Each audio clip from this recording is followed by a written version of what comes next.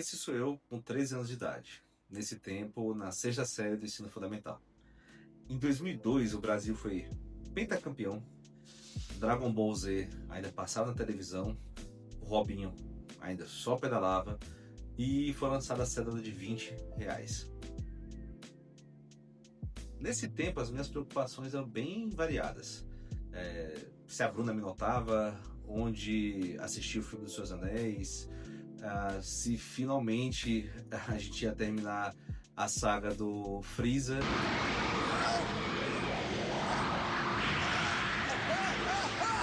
E que pesadelos estranhos eram aqueles que eu estava tendo.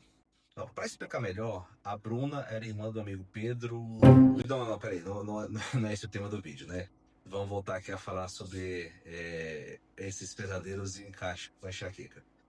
Funcionava mais ou menos assim. Pelo menos 2 ou 3 vezes por mês eu ia dormir e parecia que alguma coisa tinha me acertado na cabeça. Forte. Aquilo ali doía muito. Tanto que eu acordava sem entender nada. O problema é que logo a dor começava a aumentar, num ponto que parecia que minha cabeça ia rachar no meio. E assim, eu não conseguia nem mexer com aquela dor. E eu rezava para conseguir voltar a dormir. Quando o dia amanhecia, eu já estava sem dor. Mas eu não sabia o que tinha acontecido. Eu não conseguia explicar aquela dor. E principalmente eu achava que tinha sido então algum tipo de pesadelo. Quando na verdade não foi um pesadelo, aquilo tinha nome e tem nome e se chama enxaqueca. E bem, esse foi o relato mais antigo que eu consigo lembrar das minhas crises de enxaqueca. E elas nunca foram 100% embora. A diferença é que hoje eu consegui, com acompanhamento médico, identificar uma série de gatilhos que dão esse início no processo da enxaqueca. Dessa história que eu compartilhei com vocês até os dias de hoje, a minha enxaqueca evoluiu consideravelmente, chegando a uma fase da cefaleia com salvas e aura. E existe uma conexão entre o transtorno do déficit de atenção e hiperatividade, o TDAH, e a enxaqueca, sendo assim uma relação de comorbidade significativa. Um aumenta o risco do outro. Ambas sendo um tipo de doença neurológica com base genética. O TDAH, quando não tratado, pode levar a um tipo de estresse, um estado de estresse de hipersensibilidade. Enquanto a enxaqueca pode aumentar a fadiga e a desatenção, que se somam e pioram os sintomas em ambas as condições. A minha enxaqueca é intensa e ela funciona, geralmente assim, a dor fica localizada do lado da cabeça, geralmente do lado esquerdo, atrás do olho, e a impressão que eu tenho é que tem alguma coisa amassando a minha cabeça, ao mesmo tempo que tem alguma coisa tentando sair dela. Sobre a dor, eu mais mesmo consigo explicar, mas o que é a aura? A aura parece uma distorção do campo de visão, como se as cores tivessem sido trocadas. Então começa com um pontinho, quase como se estivesse encarando uma luz muito forte, e ela vai ficando aquela manchinha vai crescendo. E ela vai crescendo geralmente no formato de um arco na minha visão. Ela vai aumentando e ela já começa a atrapalhar a forma que eu consigo enxergar. E dependendo, esse arco consegue às vezes crescer e virar quase um semicírculo. Quase fechando o campo de visão e subitamente isso para. Hoje eu sei que quando isso para, eu tenho uns minutos preciosos para conseguir ir para casa ou me medicar até o processo da dor iniciar. A aura em si não traz a dor, mas já começa o estado de assustar e eu sei que logo depois vai vir aquela dor maçante. Antes de não saber como lidar com isso, eu recorri a analgésicos, como dipirona, paracetamol, mas assim, ambos não fazem nem cócegas numa crise de enxaqueca. Mas com a ajuda e acompanhamento por anos de um neurologista, e eu quero aqui mandar um grande abraço pro Dr. Marconi, né, que atende aqui em São Luís, que além de neuro, ele também sofre com esse tipo de enxaqueca. Então, ele sabe melhor como ajudar nesse processo todo. Com o Dr. Marconi, eu fiz uma série de exames para descartar alguns fatores, como aneurisma, risco de AVC, outras preocupações que eu tinha contra daquele tipo de dor, né? Tenho contra esse tipo de dor.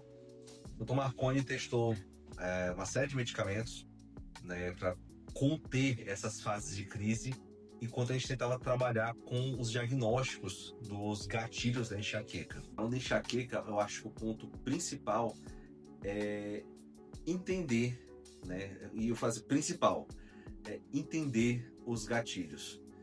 Isso vai ser o elo-chave aqui para você conseguir realmente trabalhar com o tratamento da enxaqueca. Cada organismo vai funcionar de uma forma. Então, o meu gatilho pode não ser o seu gatilho. No meu caso, fora a parte alimentar, me pesa muito as questões de falta de sono e estresse alto. Aí, gente, entrou o trabalho, entrou no tempo, né? O trabalho, o estudo, os relacionamentos ruins, tudo isso era um fator que era muito forte para a crise de enxaqueca. As crises estavam muito frequentes. Com esses gatilhos já mapeados, né, a frequência de enxaquecas foi diminuindo consideravelmente, fazendo o controle deles no máximo que eu podia. E hoje eu já tenho algumas ferramentas que conseguem me auxiliar para passar por uma crise com menos dor, né? Eu acho que a primeira questão é o ambiente. Se você estiver dentro de uma crise, né, um ambiente amigável, gostoso para você, ajuda e muito. Então, um ambiente com iluminação indireta ou mesmo totalmente escuro ajuda essa sensibilidade da luz, né, dentro de uma crise. Outro ponto é ter um ambiente silencioso. Isso também ajuda. Então, muita gente tem problemas também com a parte olfativa, então os cheiros, os odores. Vale a pena que esse ambiente também você consiga evitar esses cheiros fortes durante a crise. Medicação certa.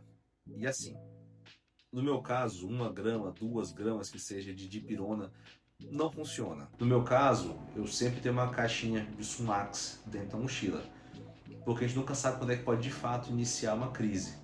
Eu já passei por crise, por exemplo, sem ter Sumax e foi bem ruim.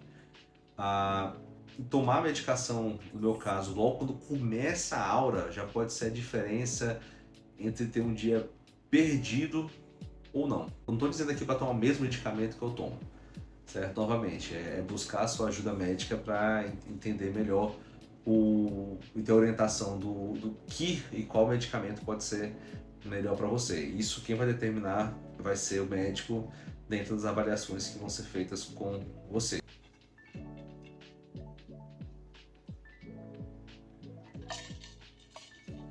Aquela coquinha de leite.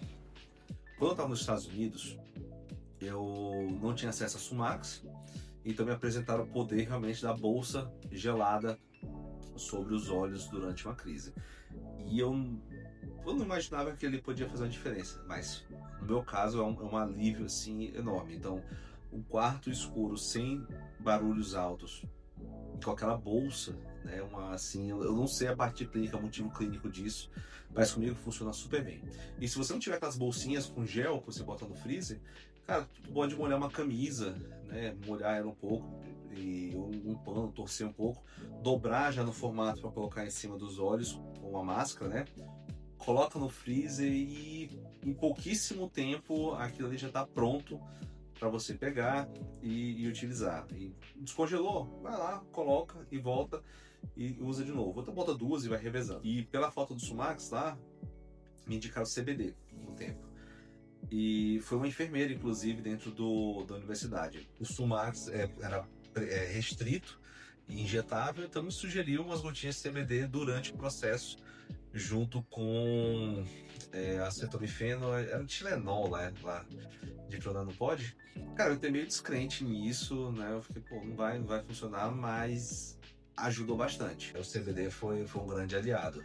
Era um Tilenol, mais um anti-inflamatório e o CBD. Hoje em dia você consegue fazer uma consulta online com um médico especializado para determinar se é algo que pode ser do seu uso também ou não.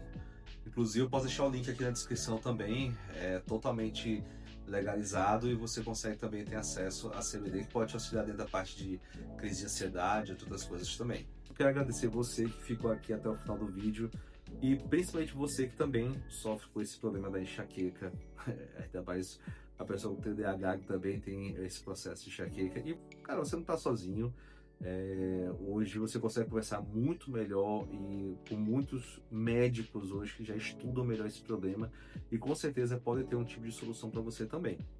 Então procure ajuda antes de tudo e realmente tenta entrar no tratamento para conseguir identificar melhor quais são os seus gatilhos e se você está na fase de crise, o que, que pode ajudar a diminuir essas crises também. A enxaqueca, infelizmente, não vai ter cura, mas com certeza você pode estar com um controle muito bom com ela também. Por favor, considere se inscrever nesse canal e, por favor, compartilha, né? Curta, compartilha. Deixe aqui seu comentário aqui embaixo também. É muito bom poder responder os comentários de vocês aqui no nosso canal.